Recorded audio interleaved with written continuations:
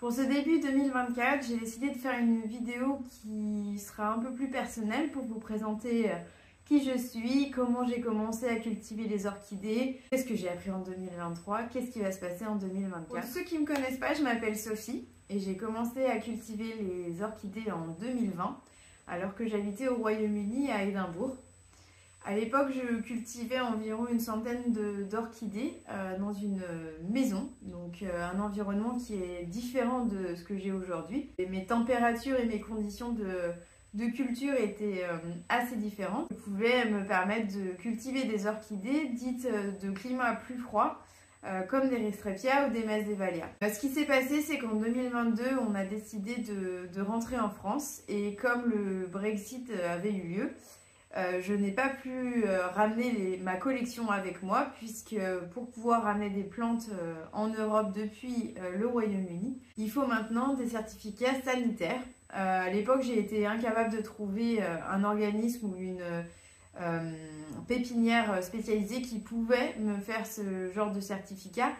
Donc comme la logistique était compliquée, j'ai décidé de revendre toutes mes plantes sur eBay.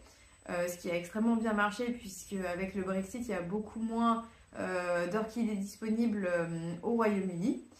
Et puis en rentrant en France, j'ai commencé une nouvelle collection. Donc en mars 2022, j'ai recommencé ma collection quand je suis arrivée. Donc il a fallu reprendre de zéro toute la collection en prenant en compte que j'avais un nouvel environnement, un appartement qui était plus humide de base puisque j'habite dans un vieil immeuble et par contre avec des températures plus élevées, donc il a fallu que je choisisse des plantes qui soient plus résistantes à la chaleur. Les avantages en fait d'avoir recommencé une collection, c'est que du coup j'ai pu mieux choisir mes plantes et faire des achats plus raisonnés. Il faut prendre en compte aussi que du coup maintenant j'ai accès à énormément de vendeurs européens et même internationaux. Donc ce qui m'a permis aussi d'avoir accès à beaucoup plus de familles et de sortes et d'hybrides d'orchidées. Donc du coup j'ai pu créer une collection bien plus diversifiée. Par contre le nouveau challenge, comme je le mentionnais avant, un changement d'environnement qui fait que il a fallu s'adapter à des nouvelles conditions, un nouvel arrosage, une nouvelle luminosité. Ma maison à Édimbourg était très lumineuse, j'avais beaucoup de fenêtres et de baies vitrées.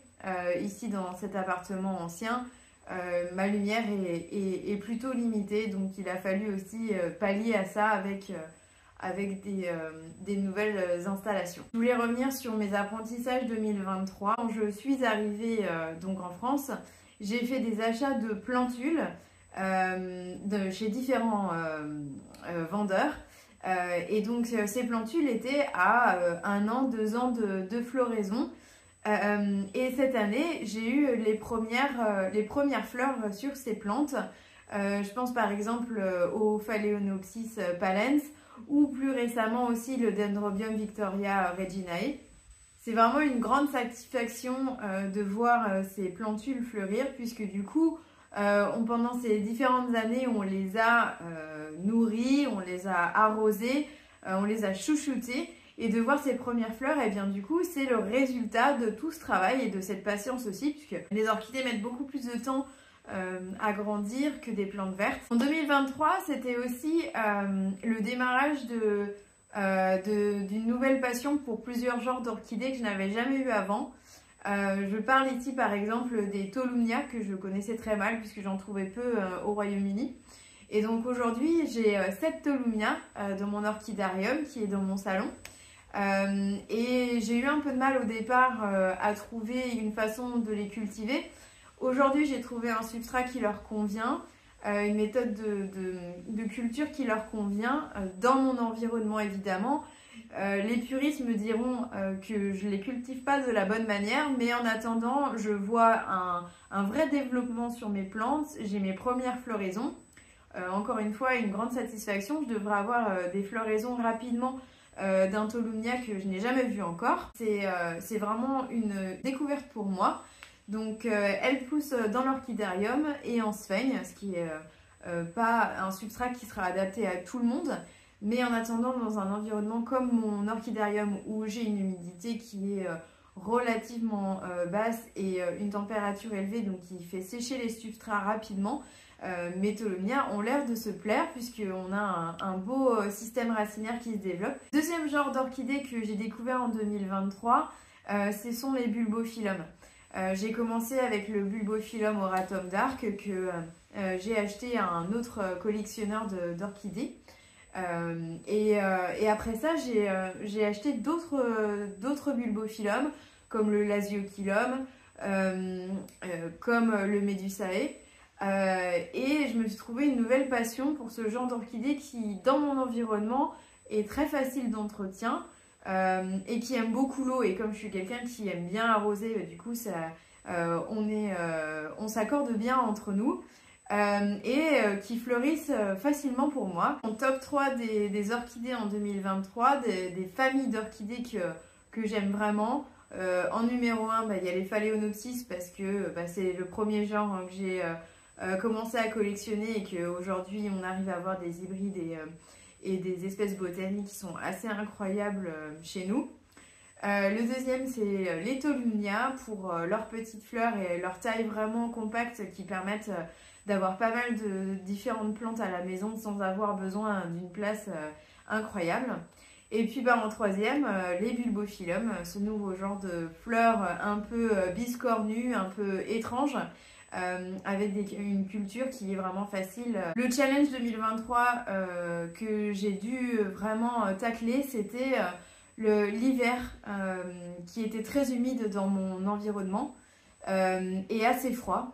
Donc il a fallu que je m'adapte parce que j'ai perdu plusieurs plantes et ça m'a vraiment fendu le cœur, particulièrement tous les hybrides de Finlay. J'ai eu beaucoup de pertes à cause d'une pourriture du cœur de ces plantules de Phalaenopsis. Donc il a fallu que je m'adapte un peu aux nouvelles conditions d'environnement que j'ai dans cet appartement. Il a fallu que je réduise drastiquement ma façon d'arroser en hiver et aussi que j'installe des tapis chauffants qui permettent de faire sécher le substrat des plantes plus rapidement pour éviter l'humidité et de l'eau dans les plantes trop longtemps pendant une période où on ne peut pas vraiment se le permettre. J'ai aussi installé pas mal de lumières qui ont permis de réchauffer un peu aussi les zones de culture de mes plantes, puisque même si les LED ne chauffent pas beaucoup, ça augmente quand même un tout petit peu. J'ai remarqué que ça a augmenté au moins d'1 degré les zones de culture par rapport au reste de la pièce. Donc, mes plantes pour 2024 et cette collection, j'ai pas énormément de choses que je veux mettre en place cette année encore parce qu'il pourrait y avoir un changement majeur qui serait un déménagement. Je cherche actuellement une maison et donc je pourrais avoir un espace bien différent de culture, peut-être même une serre extérieure. Du coup, je vais certainement limiter tous mes achats pour l'instant en attendant de savoir où est-ce que je vais, quel espace j'aurai pour cultiver mes orchidées. Et donc, je vais essayer d'être la plus sage possible et de limiter mes achats, même si on va pas être dupe, hein, je ne vais pas vous mentir, vous avez vu comment je fonctionne. C'est difficile parfois de se limiter quand on tombe sur des plantes qu'on cherchait depuis longtemps ou des choses un peu originales qu'on a envie de tester. Du coup, voilà, j'espère être capable de me retenir, mais on verra comment ça se passe. J'ai aussi un souci d'espace actuellement, donc je peux pas vraiment aussi acheter beaucoup de nouvelles plantes puisque je n'ai pas beaucoup de place. J'ai encore des plantules en double, en triple, qui viennent de mes premiers achats de 2022. Donc celle-ci, je vais pouvoir au printemps en refaire une vente pour essayer de me faire un peu plus de place. Et à ce moment-là, racheter des plantes vraiment sélectionnées sur le volet pour les remplacer. Mais comme mes plantules sont en train de grandir aussi, il faut prendre en compte que j'ai besoin de plus de place pour les garder, puisque les Phalaenopsis ne restent pas petits ad vitam aeternam. Eh bien, j'espère que cette vidéo vous a intéressé et vous a donné un petit peu plus d'informations sur moi et cette collection d'orchidées. Et vous, est-ce que vous avez des bonnes résolutions pour 2024? Est-ce que vous avez décidé de créer une collection d'orchidées? J'ai envie d'apprendre à vous connaître aussi, alors n'hésitez pas à me parler de vous et de vos plantes chouchou en commentaire de cette vidéo.